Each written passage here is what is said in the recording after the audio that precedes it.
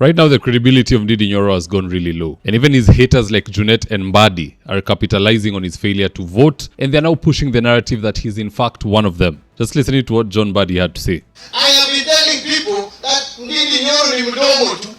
Hakuna kitu anasema. Hata asomi. Si inaonekana wazi. Kama hayuko inamaanisha nakubaliana na finance bill. Sisi tunajuana, Waswahili wanajuana kwa Belemba. Nimeona mwingine analia ati ameenda safari Ndidi Nyoro. Hiyo ni kawaida, tunajuana. Sasa ile umekubaliana na sisi unaenda safari. Mimi najua unasafiri unasema sasa hapa hakuna maneno, mambo yako sawa.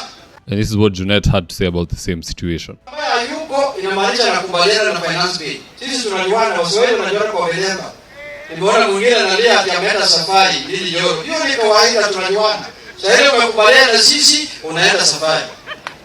Mimi najua unasafiri unasema sasa hapa hakuna maneno, mambo yako sawa. I mean, it's pretty obvious that Nyoro's goose is cooked. The broad-based goons are now saying that he's part of them, and the opposition on the other side want nothing to do with him. It's double tragedy. But nonetheless, if Nyoro wants to become MP for Kiharu once again, that one is guaranteed. He'll get it. But if he wants to become president one day in this country, he can forget about it. Unless, of course, he does these three things. And so with no further ado, let's get after it. Number one, Nyoro needs to stop acting like a political loner. Let him get close to Gachagua and possibly even enter DCP party. Because then they'll be willing to defend him, and some of his credibility would have somewhat been restored. But currently, he's just out there fighting his own losing battles with no one to help him, not even the people that he serves. But of course, it's common knowledge for him to join Nyoro, he needs to outgrow his beef with Rigathi Gachagua. And we know of this beef because Ruto huwa anaongea sana saa yote, recklessly. He's one who exposed that there was once upon a time an issue between Nyoro and Nyoro. Just listening to this. Mlimani kwamba mimi nimeshikana na viongozi wachanga, viongozi vijana. Sijui Ndidi Nyoro, sijui Kimani Ichung'wah, sijui nani, hawa vijana wadogo wadogo. Na hata huyo profesa ako katika kiwango hiyo. Kawaambia ili tusionekane kwa watu wa mlima, pengine nimechukua vijana, wacha nichukue huyu mzee karibu wa rika yangu, pengine mzee kidogo kuniliko, shingo upande. Wakaniambia wewe ndio kuamua. Sawa, mimi nikaamua, tukaenda pamoja na ndugu yangu Rigathi. Hiyo ilikuwa ni miezi mitatu kabla ya uchaguzi, si ndivyo? Baada ya uchaguzi si tukaanza kazi. Mambo matatu yalitokea. Ya kwanza, shida. Kesi. Kila siku kwa kesi. Itumbi amesema sijui ameandika nini. Sasa tukafanya kesi. Laita Itumbi. Deputy President ameketi hapo, mimi hapa. Wewe Deputy President anasema umefanya. Haya, tunamaliza kesi. Next, baada ya wiki moja, Faruk PA, mtu mdogo, amefanya. Haya, naita Faruk, nafanya kesi. Tukamaliza hiyo. Kidogo, Ndidi Nyoro amefanya meitisha mkutano sijui Kiharu, amepanga wabunge wengi. Mbona amepanga wabunge? Mbona naita Ndidi Nyoro. Tumeketi chini.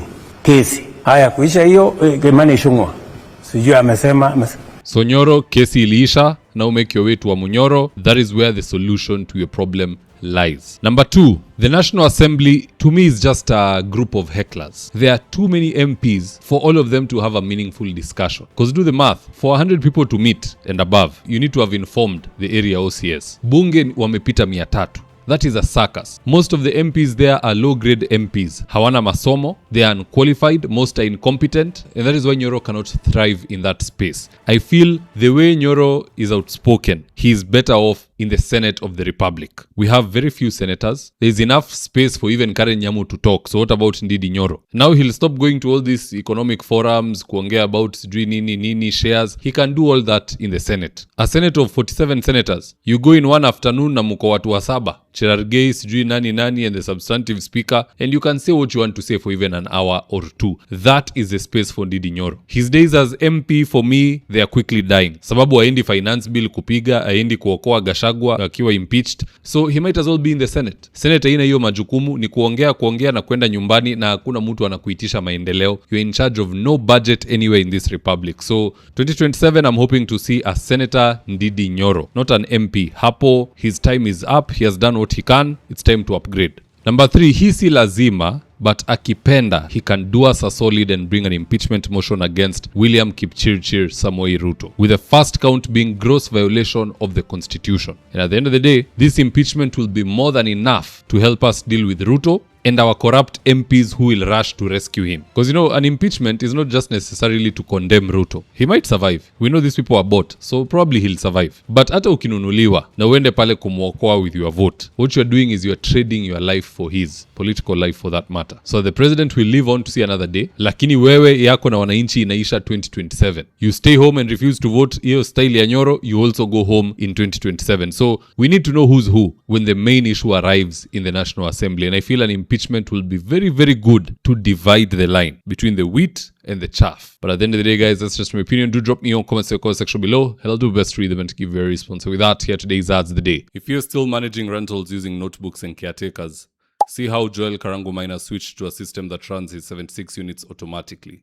Every month, caretakers traveled to his office with handwritten records. Balancing the math took hours. Payments never merged and tenants never got receipts. Then Joel switched to Bomahat, Kenya's award-winning property management software. Now payments update automatically, receipts go out via SMS, and every report is just one click away. He now runs all 76 units from his phone. No chaos, no confusion.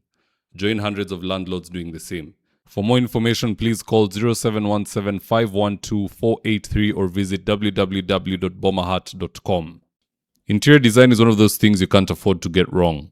So if you're looking for experts to do your gypsum, wainscoting, paintwork, tiles, washrooms, and kitchen, reach out to Dhaka Living on 0706 026 218. That's 0706 026 218. If you're here for the first time, please go on and hit the subscribe button. If you're watching for a different platform, just head on over to YouTube, search for Mzitowafula. Hit the subscribe button, you're going to be getting a ton of content of this nature. If politics is something you're passionate about, this is definitely the one channel that you really, really need to subscribe to. Alright guys, adios.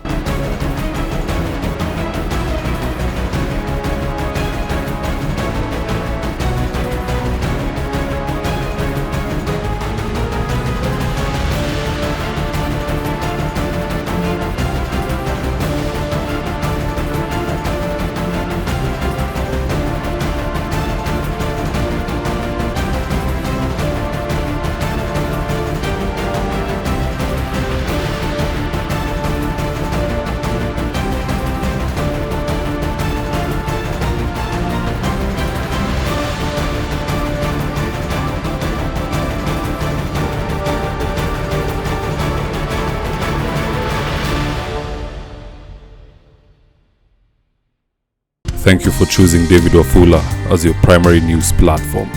We put countless hours in research, recording, and editing. By showing up each and every day to watch our videos, you encourage us to generate more videos for the viewers. We are on a mission to inform, educate, and build a better tomorrow. To our thousands of followers in a world full of presidents, kings, and queens, you are the real gem. Adios.